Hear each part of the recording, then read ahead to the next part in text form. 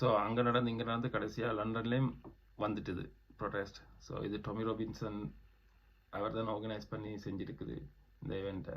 So London Indian situation இப்படி தான் போய்கொண்டு இருக்குது. ஆனால் இந்த டொமி ராபின்சன் ஒரு வீடியோ பார்த்தோன்னா நான் அந்த ப்ரொட்டஸ்ட்டுக்கு கூப்பிட்ட ஆக்களுக்கு அவர் சொல்லியிருந்தவர் மற்ற நாடுகளில் மாதிரி எந்த ஒரு டேமேஜஸும் கொடுக்க வேண்டாம், ஆர்ப்பாட்டங்கள் எதிலையும் ஈடுபட வேண்டாம், கடையில் உடைக்கிறது அந்த வேலையோடும் செய்ய வேண்டாம், மாஸ்க் போட்டு கொண்டு வந்தால் அவங்கள எல்லாம் பண்ண மாட்டோம் என்று சொல்லி. ஸோ பேசிக்காக அவர் சொன்னது ப்ரொட்டஸ்ட்டில் வாராக்கள் எல்லாரும் ஒழுங்காக பிஹேவ் பண்ண சொல்லி மற்ற நாடுகளில் நடக்கிற மாதிரி ப்ராப்பர் ரைட்ஸுக்கு போக வேண்டாம்னு சொல்லி அந்த விஷயத்தில் அவர் இப்படி காய்ச்சது அது உண்மையாக அவர் வரவேற்க வேண்டிய ஒரு விஷயம் தான். ஏன்டா ப்ரொட்டஸ்ட் பண்ணல அவங்களோட எதிர்ப்பாக காட்டல, வேணாம் அதுக்காண்டி போய் பப்ளிக் ப்ராப்பர்ட்டிஸை உடைச்சு தள்ளுறது வீணாக்குறன்றது அது ஒரு ஸ்டூபிடிட்டி. என்ன அது பேசிக்காக எங்களுக்கு விளங்கணும். எண்ட் ஆஃப் த டே அந்த இடத்துல நாங்கள் தான் வாழ போகிறோம். வேணாம் யார் ஆட்சிக்கு வராங்களோ இல்லையோ அந்த இடத்துல தானே நாங்கள் போய் எங்களோட டே டு டே லைஃப்பில் செய்யணும். வேணா அது ஹாஸ்பிட்டலோ பில்டிங்களோ ஆஃபீஸரோ ஸ்டோர்களோ என்னவா இருந்தாலும் வேணா. ஸோ அந்த மோட்டுத்தனத்தை செய்யக்கூடாதுன்னு சொல்லி தான் அவர் சொல்லியிருக்காரு. ஸோ இப்படி ஒரு ப்ரொட்டஸ்ட் நடத்தேக்க அப்படியான அட்வைஸர் கொடுக்கணும். அப்படி ஒரு கண்ட்ரோலாக தான் இந்த ப்ரொட்டஸ்ட்டை செய்ய சொல்லியிருக்காரு. ஸோ இது வரைக்கும் பெருசாக ஒன்றும் டேமேஜஸ் நடந்த மாதிரி என்ற விளங்கியலை. ஸோ ஃபைனலி லண்டன்லேயும் ப்ரொட்டஸ்ட் வந்துட்டுது.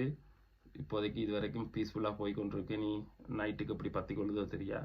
ஏன் லண்டன் ஃபைனலி